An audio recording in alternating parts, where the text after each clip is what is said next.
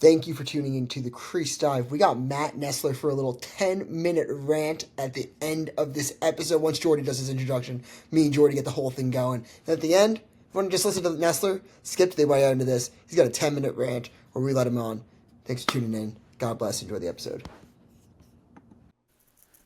Ladies and gentlemen, boys and girls, lax rats alike, welcome back to another episode of the Crease Dive. Today is Thursday, April 10th, Thursday at the Masters. So I know that there are a bunch of lax rats who have to be down at Augusta National right now, taking daddy's private jet down there, catching a couple rounds, throwing some green jackets on. But I'm Jordy from Barstool. With me, we've got Dukes in the lab. Dukes, just real quick clap for old Dukes right here. Put in a massive season on the college basketball front, and college basketball comes to an end with the Florida Gators chomping it up in the national championship. So Dukes, one college sports season down for you. We're still right in the throw of things with college lax, but it has to be a little bittersweet, a little exciting, though, that the college basketball season come to an end and you're not pulling double duty anymore.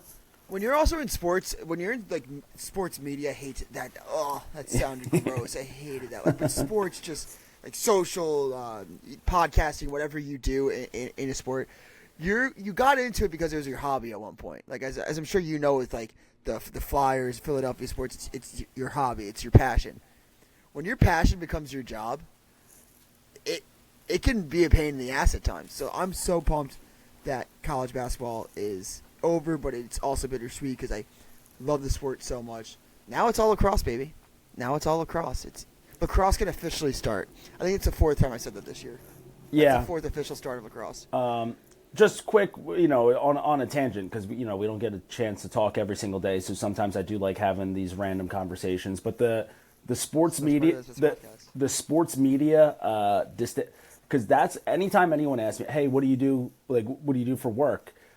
Like, I can't say, oh, I'm a blogger, because then they're like, okay, like that's like gay, yeah, that's gay. Okay, pedo. And then they're like, so like, but like, what do you actually do to make money? So like, I always say sports media, and it always feels like it almost feels like stolen valor. We are sports media, but it feels like stolen valor because they're like, oh, like, do you go to all the games? Like, are you in, like, all the press conference scrums, like, asking all those questions? I'm like, nah, I just watch from my couch, and, like, if someone, like, chugs a beer in the stands, I write about that. And they're like, oh, all right. So anyway. So, yeah, like, I love when someone asks me what I do. I'm like, oh, yeah, like, I work for a sports media company. It's like, oh, my God, that's so cool. Like, what do you do? I'm like, oh, like, content creation, social media, stuff like that. Film Frank the Tank. Oh my God, that sounds. Oh my God, like that sounds. I work for Barstool. All right, I work for Barstool. Are you happy now? Like, you want to ask a million fucking questions? Like, I work for Barstool, and then like you'll either get the like, oh my God, that's so cool. Like, oh my God, the pizza guy. Oh, dude, like, it's always the pizza reviews. It's always that. It was. Do you get asked? Do you know Dave all the time? Oh, I like make yeah. up lies.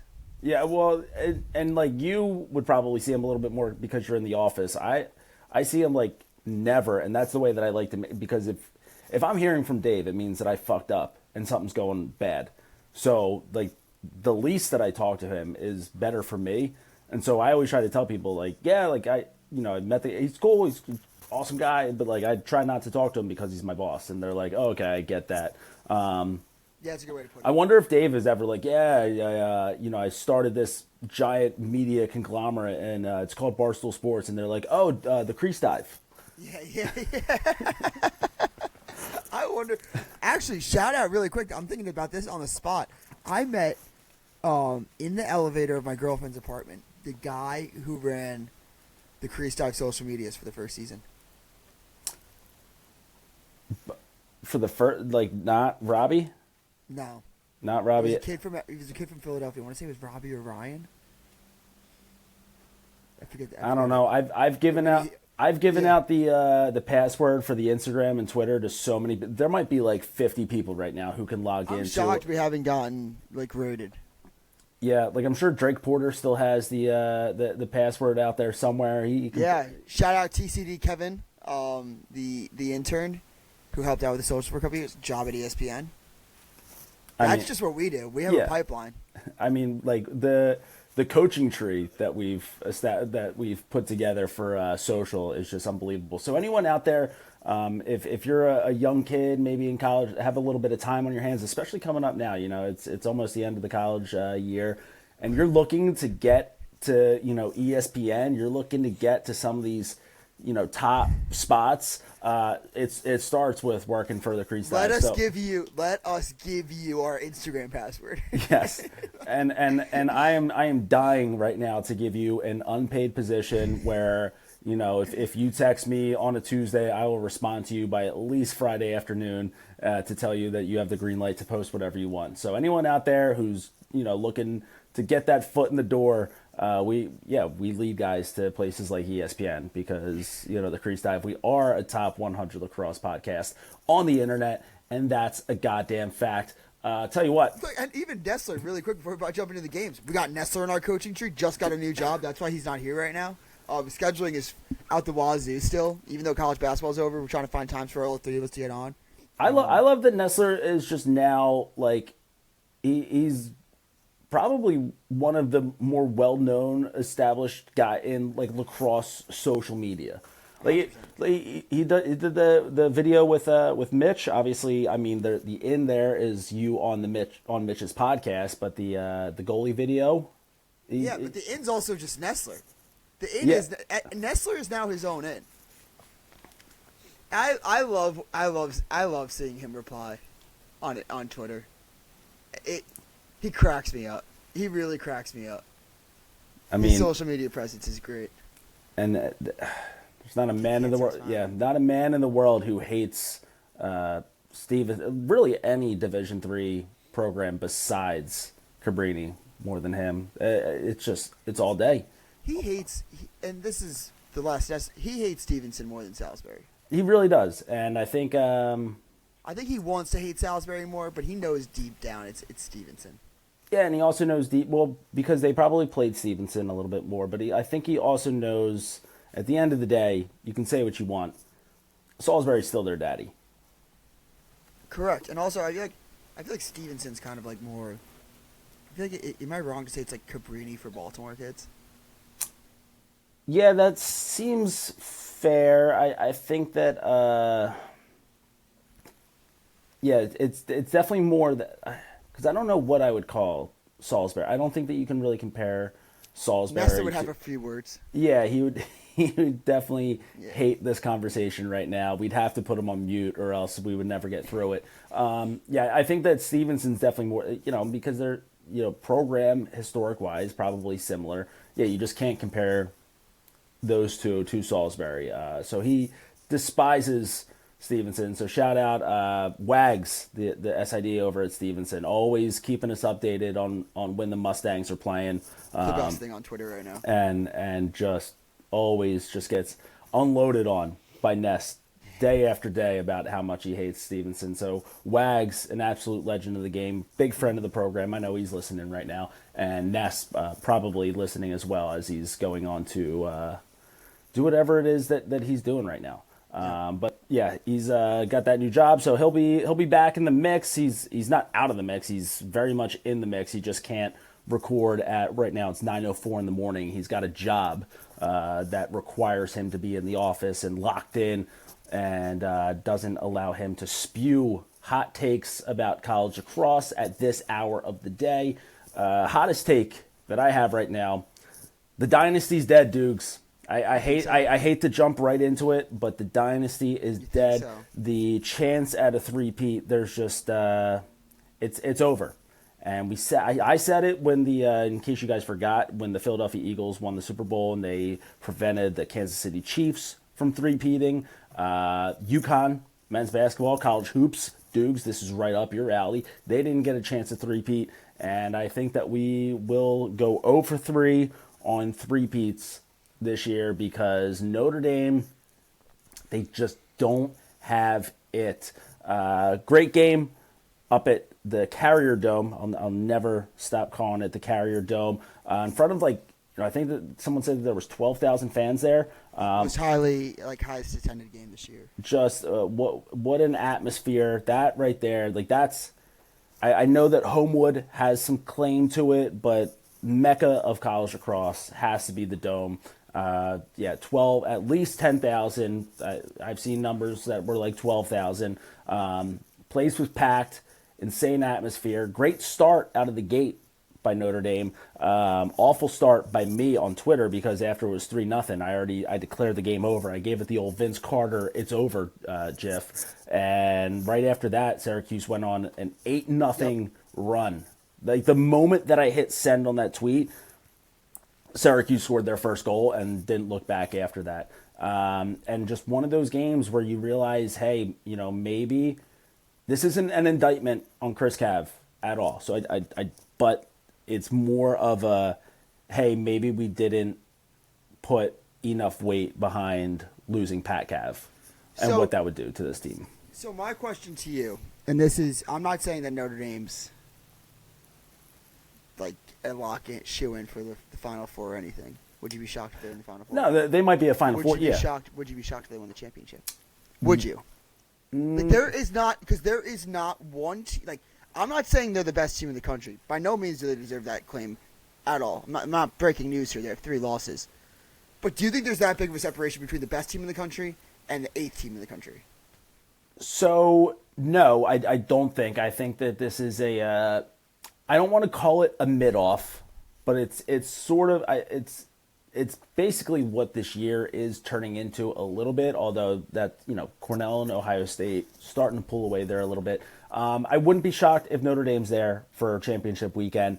And if they're there for championship weekend, like the way that this season has played out is any 4 of those teams could win. But I would definitely be the most shocked by them being able to do it, just because I think there'd be all that pressure to three-peat, and then there's all that there's got to be some doubt in the back of your head with some of the loss to Ohio State, this loss to Syracuse, where it's like we don't really know, if like once things start to get a little tight for that offense, like you can see them really pressing a little bit, like trying to fit some passes through some tighter windows that aren't quite there. Like they get a couple possessions where they don't score, and all of a sudden, like they're not forces, but they're just you're passing in tighter windows. It's a tougher pass for like a guy like Jake Taylor to catch. I know he catches almost everything. Yeah, he got kind of bullied. But like he was getting just like physically whipped around out there. And like that start, now you're pissed off that you're getting ragdolled a little bit. You're thinking about like fuck these poles and not, hey, I gotta catch this ball in the crease with like 3 sticks in my way. Like I don't know, it just starts to seem like they don't have the that ability to just automatically like reset a game if they need to. So I think my biggest takeaway for Notre Dame has kind of been consistent this whole year. I think the Pac-Cav drop-off to the attack is a little bit more dramatic than people will give off. Like, sure, is Pac-Cav going to make your offense better? Yeah, I mean, of course. But I think the biggest thing for Notre Dame this year is actually their second-line midfield production. They're getting like production from their first line, sure. The second line, like last year they had 2 first-line midfields. This year they don't. The drop-off into the second line is preposterous. And then also with the short-stick D-middies, the defense has actually taken a bigger slip, in my opinion, than anything else. I think who they lost on defense, the whole unit, the rope unit, the short-stick D-middies, Chris Conlon, way bigger loss than everything else. They also had a great game plan to get Joey Spillane a little bit more off-ball. Sean Light had to make some weird slides. He's way better as a cover guy than I think making slides. But also, I actually think the story of the game was the face-off. Will Lynch will not get dominated from the face-off X many times, but Mullen kind of had Notre Dame's number. I think he won 70% of his face-offs, gave that offense a lot more possessions, and I think for that, it felt like Notre Dame didn't really have the ball at times.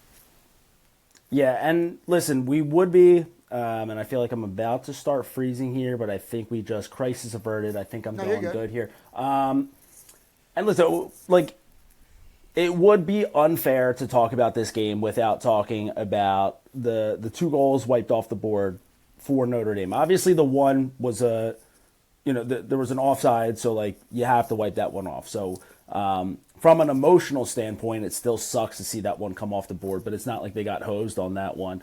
But that Crease review, so I forget exactly who put that ball in the net, but Will Lynch wins a face-off, goes down. Or does he lose a face-off backwards? I almost forget how it happens. But either way, picks up the ball right on the crease, marks him out, and just McCool comes out and just takes out the legs again, I forget who. I wish I had it up in front of me right now. Do you remember off the top of your head who had the ball? Mm-mm. Either way, McCool comes out, takes out his legs as he's finishing. Notre Dame guy goes toppling over McCool, might put his pinky in the goal mouth, goal wiped off, and just, I don't know, it just seems like everyone in that building, everyone in the world who has a functioning brain knows that he wouldn't have ended up in the goal mouth if he had not got his legs taken out by from underneath of him. So it just seems like there's, I don't know the exact verbiage of the rule book there. I don't know if it's like, hey, it doesn't matter how he got in the goal mouth, as long as he's in the goal mouth, we have to take the goal off the board. But I don't think that that's the case. Like, I think that we've seen, like, if a guy gets pushed in there, it's fine. So I'm looking. This is just you can kind of, maybe some people saw my reaction while I was reading this. This is shocking for what you expect from Notre Dame. And I know you're not an efficiency guy.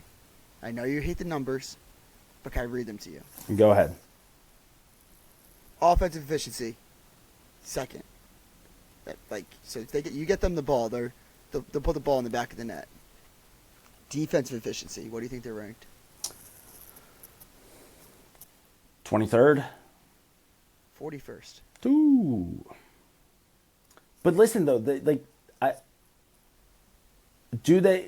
I know. And maybe that goes. The goalie play has been there this year. But I don't think though that you can let the offense off the hook. Like, I think maybe because they know that their defense isn't getting the job done, they know, hey, we have to score on every possession, and for the most part, they're okay. They're the second best efficient offense in the country.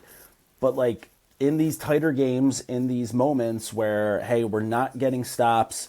We need to figure out a way to stop the bleeding, and if that means, like, now, I don't. It just seems like there are a lot of possessions where they realize that they haven't scored in a couple possessions, and now they're like, we have to make something happen right now, and then it just, all of a sudden 2 possessions without scoring turns into 4 or 5, and then by the time that you're not getting stops on the other end, now that lead feels insurmountable. Where, if you would have just been like, if you would have just stuck to what was working for you those first few goals, maybe, now you're only down by 3 and you have to come back instead of being down by 5 or 6. Mm-hmm. So it just seems like the defense sucking is then bleeding over to the offense starting to suck. I think an interesting tidbit when you're looking at who they've struggled against this year, right? And I think this is probably going into kind of helping your argument a little bit with them sucking. There are 3 losses, right? Maryland, Ohio State, Syracuse. 2nd, 3rd, and 4th ranked defenses in the country right now. Those are them. So are they just shitty defense merchants? Do they just feast? Potentially. Then people will be like, well, what about the 5th, Michigan, who they put 19 on? Well, all right. Well, let's just talk about the top 4 then. Dude, I was like, I'm not going to say it. I almost held out for my Notre Dame boys. Yeah, but I will say, I think Spolina, I like him off ball. He played incredible. I was kind of as much as it sucked to see Notre Dame lose, I think Notre Dame does win the next 3. It's just, I was happy to see Joey Spolina kind of beat the allegations. It was nice to see. Yeah, I've been a Joey Twos guy this whole entire time. So, no crow for me to eat on that one. Yeah, I just think we get so locked in on guys like Brennan, guys like Shelley, guys like Pat Cat, who like we watch them just be be able to have the ball in their stick and make something happen like the moment that it touches their stick. And for Joey Spallina, like he can be that guy, but he's a little bit of a different offensive quarterback than we're accustomed to seeing.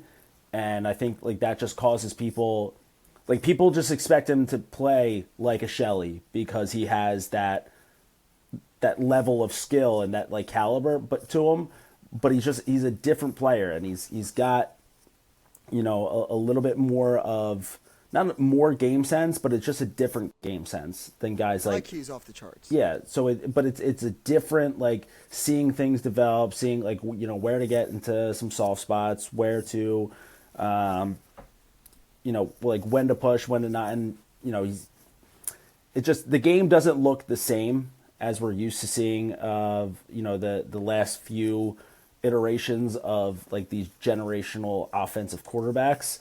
And I think that, it took people a little while to kind of understand, okay, Joey's different. But I think this past weekend, now we're going to start to see more and more people be like, okay, that's his game.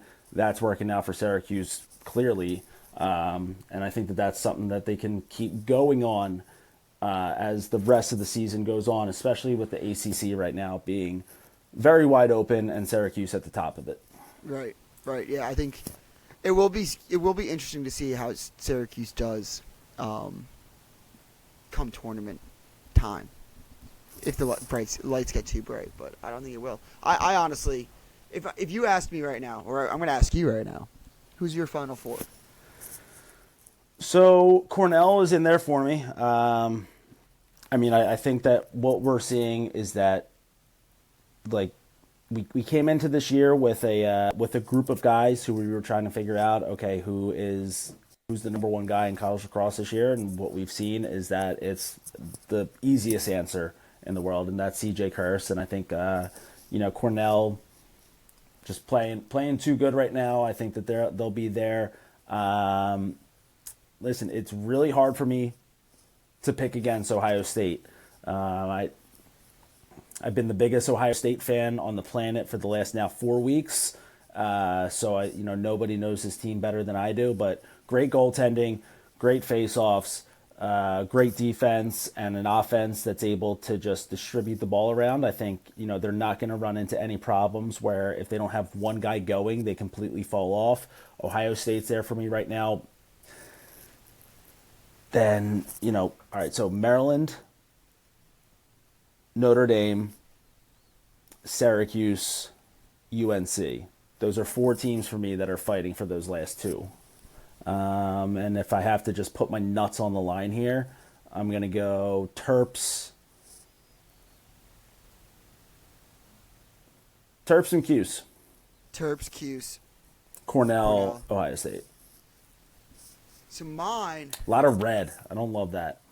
So mine, I'm going to base mine right now off a couple of things. One, I'm going to take the best coach in close games. So I'm going to take Tillman.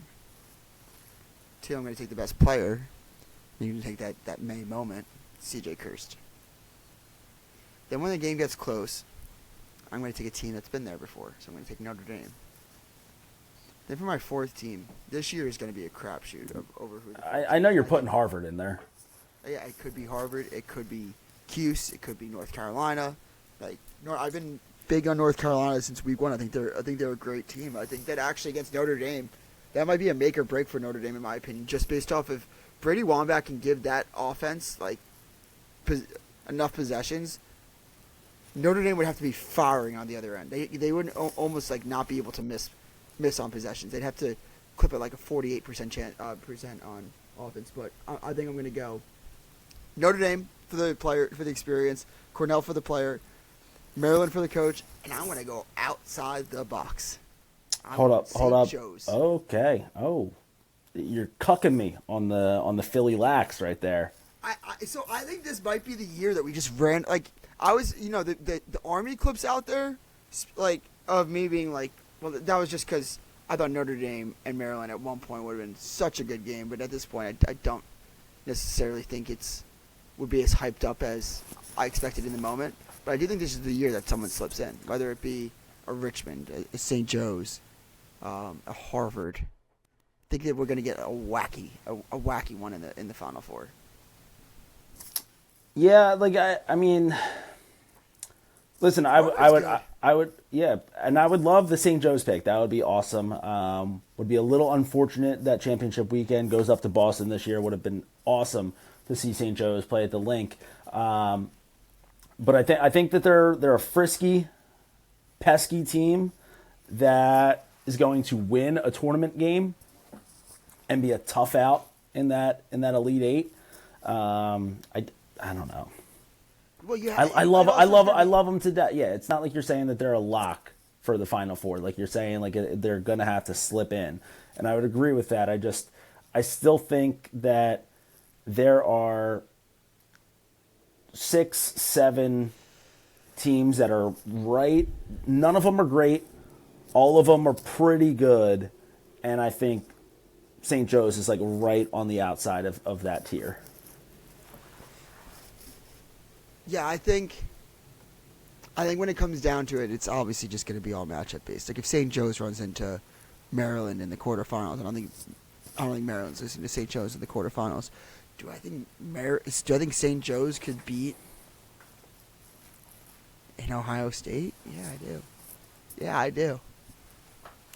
Yeah, I mean, the one thing that we're seeing this year is it really does not matter at all. Like you get out there and anyone. We're seeing pretty much anyone can go out there and beat Richmond pretty much too. Like, yeah, I mean Richmond. I mean UMass a little bit, not quite, but like a little bit. UMass is like beat St. Joe's, I think, in overtime. All great teams. This thing that's again, we've talked about this every week. I feel like, but like the thing that sucks is the fact that the Patriot League in A10 won't get credit for how good they are. That's why I put Army in my Cinderella, quote unquote. Well, I did just quote unquote that. In my Cinderella storyline, because it's like when you come from a one bid league, it's just you have such a slimmer chance to make the tournament. To go on a run, it's way harder. It's not like I'm saying the competition's bad, but until they expand the tournament, or until the Patriot League proves that it can take over as a multi-bid league year in, year out, and you're always getting into the tournament, you're always making your face in there, then I don't know, but lacrosse. Good point. Clip it. Just Lacrosse. well, lacrosse. How about lacrosse? Rutgers taking down Maryland. This is going to be my Jordy's underreaction of the week. I know that a lot of people probably might be sounding some alarms after Rutgers takes down Maryland. I'm going to go ahead and say that this game meant absolutely nothing. I think that it's one of those ones where, if Maryland was a truly great Maryland team, as we've seen in the past, they can go out there, just roll out the ball and take down a Rutgers. They're not quite that team. But I think you go into that game, you don't really give a shit about Rutgers. It shows that if you don't show up to any game this year, that you can lose. But I don't see Maryland showing up to a game in May not caring. So good win for Rutgers. It's a big shake-up of the of everything, and I'm sure eventually that's going to have some sort of tournament implications depending on whatever your fucking numbers say and what that does to all those numbers. But as far as do I still trust this team or not standpoint, I'm going to go ahead and massively underreact to Maryland losing that game to Rutgers. Yeah, I am too. I would not sound an alarm on Maryland at all. I think Stoller for Rutgers, the goalie, played out of his mind. I don't think McNaney had his best game. I think McNaney's saving his best games for May. And, yeah, I'm not going to sound the alarm on Maryland at all. To be honest, I haven't sounded the alarm really on anybody yet. Yeah, I did. Well, I did the first 5 minutes against Syracuse in that. Ohio State, I did actually. Ohio State, the alarms were. But you know what? We weren't sounding the panic alarms. We were just the alarm clock to wake up a sleeping giant in Ohio State. To lose that first game to Utah. And now if Ohio State doesn't make the Final Four, I mean, which year will they? It's really like this is a team that it should be Final Four or bust for them right now. As I've always said, as the 2007 Delaware of the Midwest, like they need to be a Final Four team. I'm gonna talk about the Delaware thing really quick because I think I've seen some DMs, some Ohio State dads chirping me. So I'll just address something really quick. I didn't even say the fucking Delaware comments, and I'm gonna address it a little bit. I think they're way too cocky now. Like this, now I'm doing a 180. I didn't even care about this argument. They're so much cockier than they should be, thinking that they're such a better program than Delaware. Delaware historically is as good, or I would even say possibly better than Ohio State. I will say, like I did try when I said the Delaware of the Midwest. I did really try to think about a team that is historically like in the mix. Not historically great, but historically in the mix. Yeah. Like I didn't go ahead. I didn't like call them the Mercer of the mid. Like I didn't call them the St. Bonaventures of the Midwest. Like I didn't. Like I made sure to pick a team that has very recently been. They were what, like a goal or two away from a Final Four just a couple years ago with Owen Grant and Ty Kurtz. Yes. Like a team that very recently was right up there.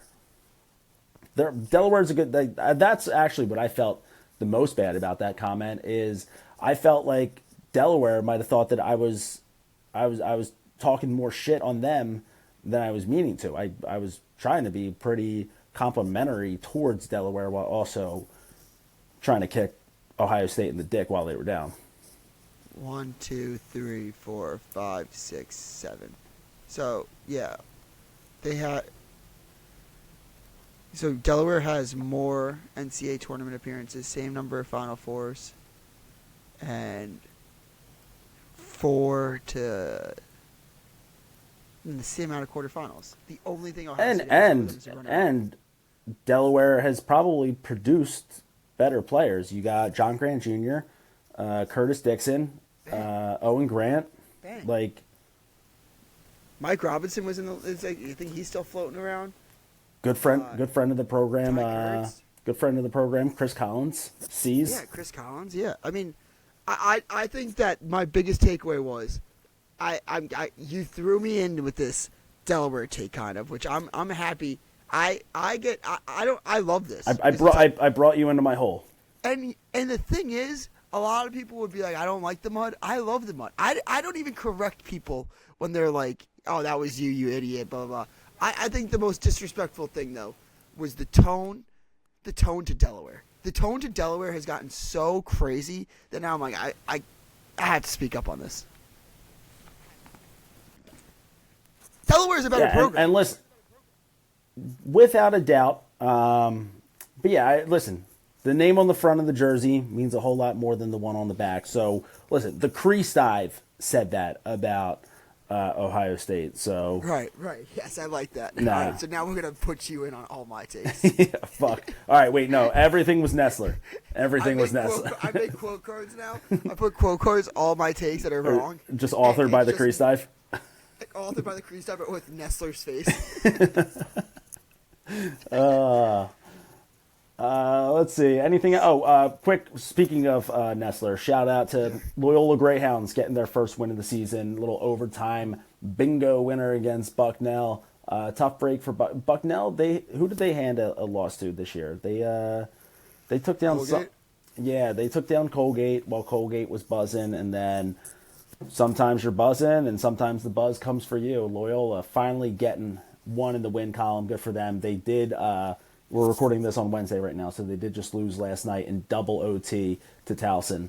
So right back, dude. Right back on the shide, but tough going. going. What doesn't make sense about them is who they are losing these one-go games to in a wide variety of ways. Like, Towson double overtime, beat Bucknell in overtime. They lose to Lafayette by 1. They lose to Providence by 1. They lose to Hopkins by 1. They lose to Maryland by 1. It's like, how the hell are you like? I know it's like not all things are equal, But how are you losing every game by one goal? You're playing up and down every game by one goal. I know there's like a few ones here and there where they're losing by like 4 or 5, but it makes no sense.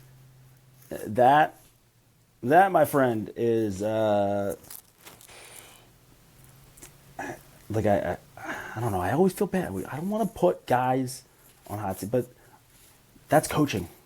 Like that is 100% coaching. Like you can't, like that's the sign of. They always say like the difference between a good team and a great team is that a great team like plays to their standard all the time, and a good team will play down, like will play good against the good teams and bad against the bad teams, and like eventually like there has to be a coach who's able to break through to that and be like, hey guys, like if we want to be great, we can't have we can't. Not that Hopkins is great anymore. Hopkins certified dead. We had the funeral for Hopkins a couple weeks ago. Everyone's still in their mourning for it, but comparatively to Loyola, like you can't play up against them and down against another, and it all comes down to the kids performing on the field. But if you can't find a way to get them to play through that, then that's a tough coaching job. Yeah, I guess you are right in that. I will refuse to ever put Charlie Toomey on the hot seat, though. He's again not that we've had this discussion before. No, but not the hot seat in the sense of, hey, like you should start dusting off your resume because you're going to get fired, but the hot seat of like, hey, like start doing your job. Yeah, I think. Do you like my side of the bet or Nestler's, by the way? Your side of the fact that he'll not get this freshman class will make an NCAA tournament. Yeah, because I still think the Patriot is like Army's having a great year this year, but they could always kind of drop off a little bit. So the Patriot's not like a. Yeah, like I just need one school. Well, the rest of them are all shit right now. I'm with you, but I think that was just like hilarious. Like Army, they could fall off. All right, then they're right. Well, that Bill is right back in. Yeah, well, they're losing all these teams by one. I mean, like Lehigh isn't gonna turn into a wagon. Bucknell's not gonna turn into a wagon. Like none of these teams right now are in a spot where it's like, fuck. Like not only do we have to get over the hump with the Army, but like we also have to jump all these teams to get into a tournament. So, yeah, I think that more than likely you'll end up winning that one. I forget what the stakes were on that. What was it? 1,000. All right. Well, Ness better start working some overtime at this new job. I hope I do win, just so I don't have to make him. Like I can just make him do things on the PLL trips. Anything else from last week before we get into a couple games coming up this weekend? Good slate on Saturday, especially in the later games. No, I got nothing. I don't think. Anything? Quick shout out while we're just transitioning here. Quick shout out to Matt McCready's and Kyle Sweeney. Kyle Sweeney, Springfield Delco legend. Both those guys getting assistant coaching jobs with the Chaos. So Kyle Sweeney taking over the D with the Chaos. Matt McCready's taking over the offense. Just a couple Philly guys, couple Philly legends. Kyle Sweeney, Hall of Famer, Georgetown GOAT. Matt McCready's great career at Penn State, Malvern guy. Lost to him in 2008 quarterfinals, state quarterfinals. We lost to Malvern 12-0 in that game, and Matt McCready's hit a triple piper. It was fucking sick. So good for those guys getting those jobs. And anything else happened in the PLL while we've been gone? No, nothing. Cool, awesome. All right, so this Saturday we've got the early slate of games, nothing really popping out to me. That 12 o'clock hour seems like you can kind of ease your way in to your Sunday, right? If you got like brunch plans, you can let those go a little bit later than you wanted to. Maybe if I don't know, what do you do, Dukes? You just people take their girlfriend shopping. What are you gonna do on a Saturday? College basketball's over. Whatever, just do some work around the house. Do some, get your chores done. Take my girlfriend to the bar, walk her home. Boom, perfect. Yeah, my I was going to make my wife's boss Kevin joke there, but you are Kevin. So the 12 o'clock hour, yeah, Army Navy at 12:30. So that's as big respecters of the troops. We're obviously going to be keyed in on that. Shout out to Captain Cons. Captain Cons, is going to go nuts for that. I guess, go Army beat Navy. I guess, right? We don't want Captain Cons coming after us on this show. He can keep doing that to you on the Mitch show. Yeah, that's always annoying. But the once we get to 2 o'clock, this is the grudge match of all grudge matches. We've got Maryland, Ohio State, Terps going out to Columbus. Obviously, a lot of people keep bringing up the fact that this is Glovegate. Yeah, Glovegate. I mean, it's not like these two teams haven't played since Glovegate, but going back to the scene of the crime where John What a forced narrative that was. What's that? That it's the first game since back in Columbus yeah, I was very confused. It's like they've played since then. It's not like they've been sitting on this one. Is that 2022? Were people saying? No, it would have been 2023 because they just they just flip flop every year, right? That's what I thought, but I thought I saw 2022, which I was like, it makes it even more preposterous. But yeah, it's ridiculous. So, but back to the scene of the crime where John Tillman, he was just asking the questions, wanted to just get an answer on if he could wear different color gloves than the rest of the team, and he wasn't calling them out. Wasn't doing anything nefarious, was simply asking questions, and the refs were like, oh, you know what, John? You're right. We got to call this one. But Maryland, Ohio State, this one right here, I still think, unless it's a blowout, if it's a shit-kicking one way or another, that'll say something about both teams. I don't think that the outcome of this one will change my mind on both of these teams being Final Four contenders. But if there is a shit-kicking, and listen, Ohio frozen at the moment. I don't know if you can hear me. Coming in back in 1, 2, 3. We are here. Ohio State feeling themselves right now. Maryland obviously coming off of a tough loss against Rutgers. They have to travel, but I think they don't want to lose 2 in a row. Ohio State, I don't know if they're feeding into the Glovegate narrative or not, but maybe if they're just a little off focus in this one, you've got a Maryland team who's coming in trying to get that taste of the Rutgers loss out of their mouth. So I don't know the numbers on this one, but I feel like the Terps are going to hand the Buckeyes their first loss since that opener against Utah. Yeah, it's like a 1.5 goal spread. I'm taking Maryland in that one for sure. Yep. All right, so Terps getting it done in Columbus. That's 2 o'clock. Right as that's kind of winding down, coming towards an end, we've got 2 great games up on deck. On the 4 o'clock hour, we've got Cornell and Cuse. So quick, upstate New York battle. Listen, the Northeast has been cold as shit this week. It's absolutely fucked up how cold it's been in April. This game at Cornell, I believe. I don't have the weather app up in front of me right now, but I have a feeling it's not going to be great. So we'll be having some chilly April lacrosse, unless it turns out to be 70 degrees, and then everyone listening to this right now is like, Jordy, this is why you're not a meteorologist. I know you've always wanted to be a meteorologist your whole life, but you fucking suck at it. But just a great upstate New York battle between 2 teams right now who are really flexing their powers. CJ Curse one end, Joey Spallina on the other end. Should be just a get your popcorn ready, find yourself on a couch. If you're at a bar, make sure that they are. This one's probably, what is this, an ESPN Plus game, right? Because it's Cornell, so it'll be. Cornell? Ready for this?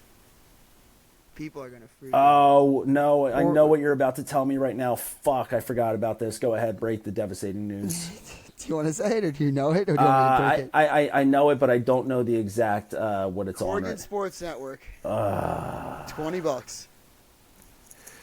Fuck. I might have to. Might have to bite the bullet on that one. I might have to too. 4 o'clock game, like not a standalone game, but you know the other 4 o'clock game going to be on ACC Network, so it's not like you have to Double screen it. Yep. Wow, Cornell, you guys are dirt bags. This is why everyone hates the Ivy League. You bunch of fucking nerds, man. You're all so smart, yet you're all so dumb at the same time. You have the biggest matchup of the weekend. Number 1 versus number 4 in the country. 2 teams who we could be seeing in the Final Four play against each other. A little preview of that. Everyone is starved for this game. And Supply and demand, Jordy. The nerds know economics. And wouldn't shock me if there's a tariff on this, right? So $20 for this game. Oh yeah, gonna end up paying $32. It's in Canada basically, so like there's a tariff. Yeah. They're basically, I mean, they're a hop, skip, and a jump away from that border. So all right, guess my baby's not gonna eat this week because I'm spending $20 to watch Cornell and Syracuse. I feel like this is gonna be. I feel like this is going to be Cornell. Tight game, back and forth game. But when the game's on the line, final couple minutes, you need a goal. I think CJ Kurse gets it done. So I'm going to go Cornell in this one, but a tight one. Again, don't know the numbers, but it's a New York school, so I don't think you would know the numbers either. Yeah, I don't. I also want to say that I really don't know who's going to win this one. I'm kind of buying in to Crease. I think Mullen is one of the best face-off guys out there. I also love Cascadin from Cornell. I think Cornell's defense has been playing a lot better this year. But I really want to go with Cornell because of Cursed. If this game was in the Dome, I think I would say controlled elements. Great point. Great point, Cornell. Point, Jordy. Going Cornell.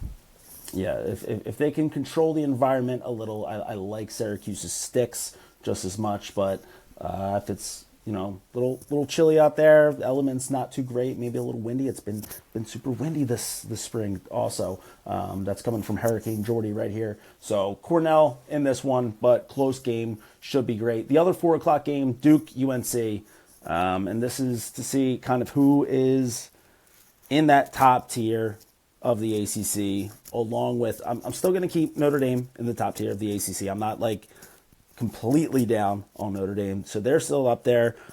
Syracuse has proven that they're up there, and then it's either UNC or Duke for me. I still think UNC is probably a little bit above Duke.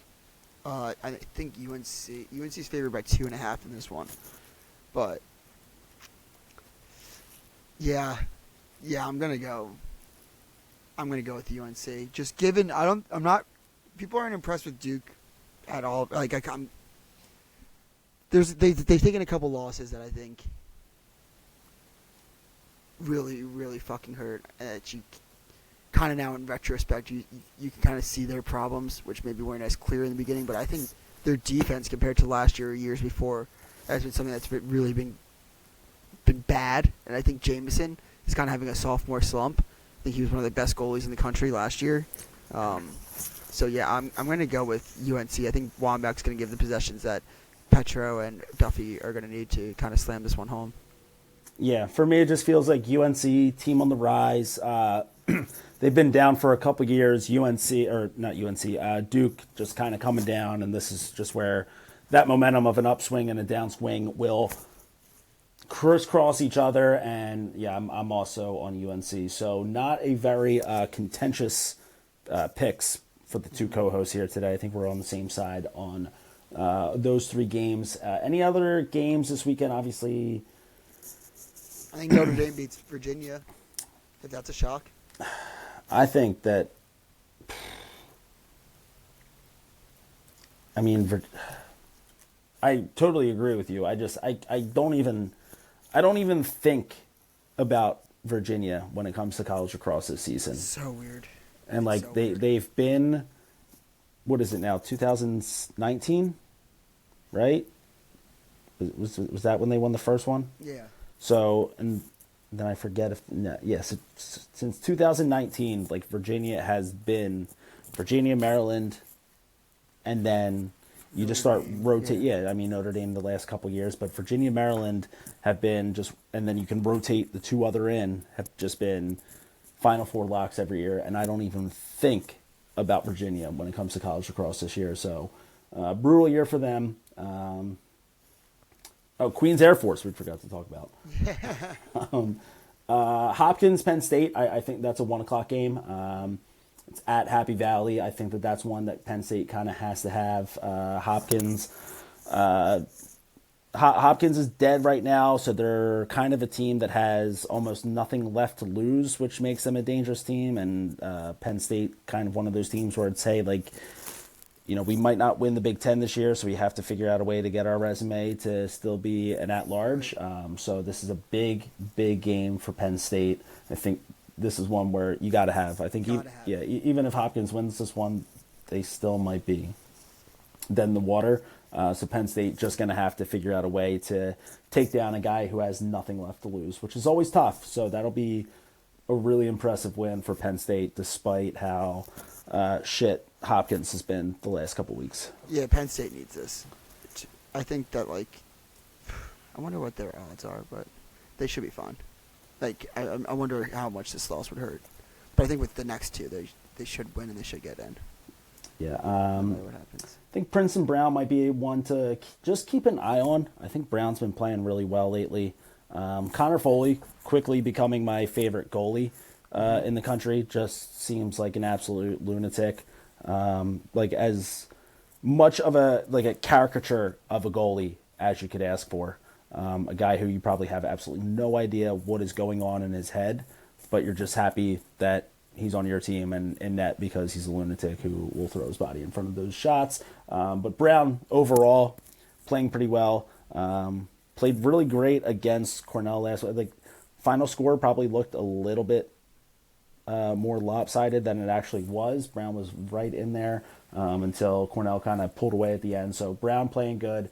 Princeton, obviously, great team this year, but they've got a dangerous Brown team who's just looking to create a little bit of chaos in the Ivy League. Yeah, I think Princeton handles them. TBH.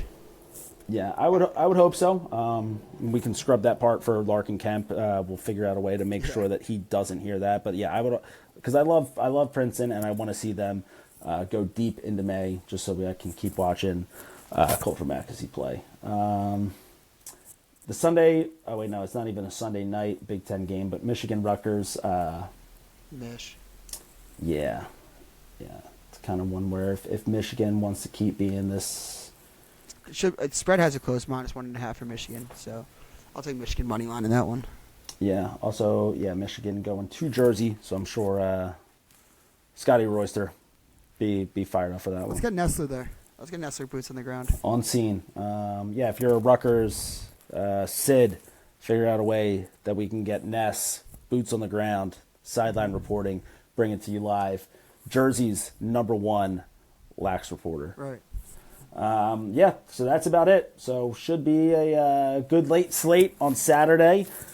A lot of tournament implications on the line. Only a couple more weeks left in the regular season for college lacrosse, so it's going to be coming by quick here. So hang on to your butts. Make sure that you are following us on Twitter, Instagram. We are at the Crease Dive on both. Stool Crease Dive on TikTok. I don't even know if we're... Dudes, you post a lot of TikToks, right? Yeah. Yeah, follow Dukes on TikTok. Or you're probably just at Dukes. Mm-hmm. All right, he's always got some lax content for you there as a sports media member that he is. Make sure you're subscribed to the show on YouTube, Apple Podcasts, Spotify. Tell your friends, tell your family. Keep it low to high to the day we die. We out. All right, fellas. One take. Everybody knows the rules. Welcome to Nestler's Minute. Not going to be a minute. Could be 10 more seconds here. Could be an hour. We're about to find out. I'm alive, baby. I'm alive. Scheduling conflicts. I'm a busy cat sometimes, Those video games are not going to play themselves. I'm out of breath because I ran up here and I got all excited. I put my phone down and I got to get this in, send it to the fellas. No, I'm alive, doing great. I will be back Just scheduling conflicts, fellas. Here, there. The OGs are there. You guys got nothing to worry about. You're in good hands with Dukes and Jordy. They built it. They're the creators. That being said, I have some things that need to be addressed. First off, now you're gonna look at. I own my phone. I don't need to look at my notes. I might eventually just say, hey, did I miss anything? The issue with this is going to be, I do not breathe while I talk. Any diehard Crease type guy knows this. A little nugget from my initial interview. Do not breathe while I talk. The more I think about it, the more out of breath I get. So it's going to be a lot of ranting and then a lot of, you might have to breathe with me a little bit. Breathe. Just came straight from a clinic, so I'm all out of breath. The stairs. Not an excuse, guy. Not an excuse, guy. Back to what I have to address. I have to address this. The Loyola lacrosse team won a lacrosse game. The boys are back. They were drinking beers last Saturday, celebrating. They deserve to celebrate a win. Gritty win. Team win. The Loyola Greyhounds, I have no quit in them. Do I want them to make the playoffs the next 4 years? I'm not going to say I don't want them to, but I may or may not have a little wager with Dukes on them making the playoffs, so preferably not. But shout out the Greyhounds. It's a big win. Still hot. The seat's still warm, for sure. We'll talk about it getting hot next year. I also, I just so happened to throw out there Virginia this weekend as a play. Not great. Not great from the Cavs, the fake Cavaliers. Shout out Cabrini, the real Cavaliers. Not a great showing. Sort of dominated they got dominated from start to finish. You don't want to see a team like Virginia roll over. I don't know if they're gonna, but I want to see them fight. I love when Virginia's good. There's something about seeing that orange and semi-purple, and I know, shout out my guy Timmy Adams, he's going to hate this, but there's something about seeing those Cavalier colors that pop, So, I know this breathing thing's like an issue. Maybe I'm just always out of breath. I don't know. Either way, Virginia, not a great bet by me. I put that out to the world. Syracuse, though, man, the Cuse boys. Joey Spallina told all those cocksuckers, he told them, go suck one, buddy. The Spallina man is here, and he's not playing around. Great showing from Spallina. That Syracuse defense showed up. And what did Notre Dame do? What did I say 2 weeks ago, the last time you saw this mug on the podcast? What did I say? Notre Dame is susceptible to getting the offense shut down this year, which has never happened in years past, in the prior start of this Notre Dame dynasty. That was not occurring. Now it's occurring. Now they're getting held up. Now they're getting held for 30-plus minutes without scoring, 20-plus minutes without scoring. Once it happens, okay, sure. Twice is a little bit of a theme. If it happens a third time, they're in serious trouble. Me and Dukes, we were battling last week. We were boom, boom, boom. We were battling. That's my guy, Spar. Boom. What up, Dukes? What up? Yeah, now what? What? You like those ones? What? We're battling about this, about how good is Notre Dame. And I still think Notre Dame can win a national championship. I never said they didn't. I just think they're a big step down from where they were. I think that offense took a step back. When your offense takes a step back, it affects your defense. Efficiency-wise and stat-wise, they're up there. I get it. Hoagie and Dukes are going to fucking have a club, the efficiency club. And it's going to be all the teams that are efficient. And they love that, and I don't, and that's okay. Me and Jordy, we're I guys. I love that neither of them are here. They can't stick up for themselves. I should fucking just lay into these guys. I should shred them right. There's a chance I could say whatever I want right now, and it still sneaks its way in there. But Jordy and I, we're eye test guys. We can see there's an issue with Notre Dame. We have eyes. Everyone watching has eyes. Me, eyes. You verified. That's an issue with Notre Dame. I had to address that. I was spot on. So I had the same way I say. Get some of my takes, if no one's here to pump my tires, I'll pump them myself. Same way I say Cornell's susceptible to getting runs given up by their defense, and that's Cornell's Achilles heel. Right now, Notre Dame's Achilles heel is that offense just going absolutely missing. Milk carton, hello, where'd you go? Peekaboo, what? They're gone. So they got to wake up. That game got chippy. Loved it. Loved seeing the dome get rowdy. A little boom back and forth. How you doing? How's your mother doing? So love to see that. I am going to open my notes because I think I had something else. So in the meantime, I'm just going to, Spallina told everyone to suck a dick. Rutgers, the pride of New Jersey. Right? Are you rah-rah? Are you rah-rah? Yes, sir. Last guy, Scotty, cursed. You name him. The fucking Scarp. Hound. What? Brandon Hound, bitch.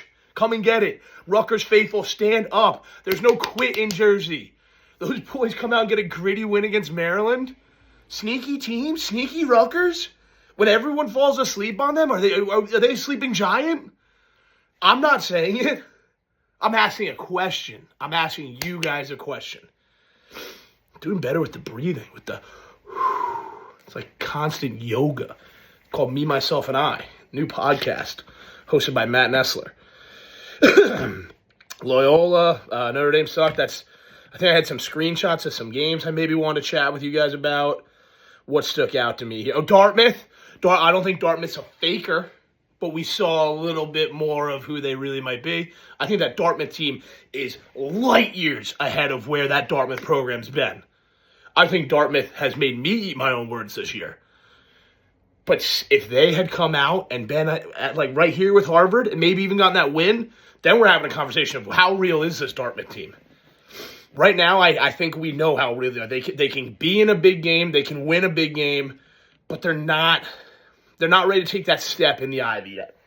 But listen, coach up there's got them humming. When the boys get humming, that's when things start to happen. A school like Dartmouth can bring in talent. Ivy League, yeah, yeah, baby. You're smart, go to Dartmouth. They want you. I do one take, so we're not going to be doing editing or none of that nonsense here. I'm certainly not going to go back and do any of this over. So maybe we'll end it with some picks. First call for the epi. Maybe we'll end it with some picks. I'm going to log into our friendly sponsor, Friendly Friends, over at DraftKings.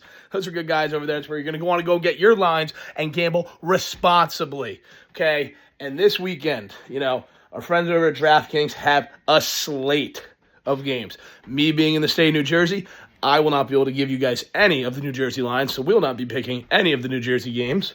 However, as a guy once said, if I was a gambler, this is what I would gamble on. And to start, we're going off the rip right here. We're going right off the rip. To start, Colgate, -2.5 against Lehigh. I'm interested. Villanova St. John's, two ex-Cabrini guys going at it. Shout out PJ Hewitt. Shout out Brady Ronner. Give me I'm just taking the over. I don't like it. I'm taking the under. Fuck it. They both play defense under St. John's Nova 23. What else do we got here? Sorry, guys. This wasn't supposed to be a lot of umming and Ian. I had a pretty good rant for you guys. This is where I kind of panicked. Hopkins +2.5. Give me the Jays. I like that one. And then my last play of the weekend, after just talking about how maybe they're not ready to take that step up in the Ivy, I'm taking Dartmouth +2.5 against Yale. And I'm hammering Maryland against Ohio State. It's always been fuck Mitch. He knows that. Just kidding. Love you, brother. Anyone out there, I don't actually hate Mitch. But it'd be kind of funny if you thought I did. So fuck that. I do hate him. You spread that. Spread that for sure. No, I'm a loving guy. Love all my boys. Love the lacrosse world. Love Dukes and Jordy for letting me send this bad boy in. And we'll be keeping it low to high till the day we die. We out. Love you guys. Peace.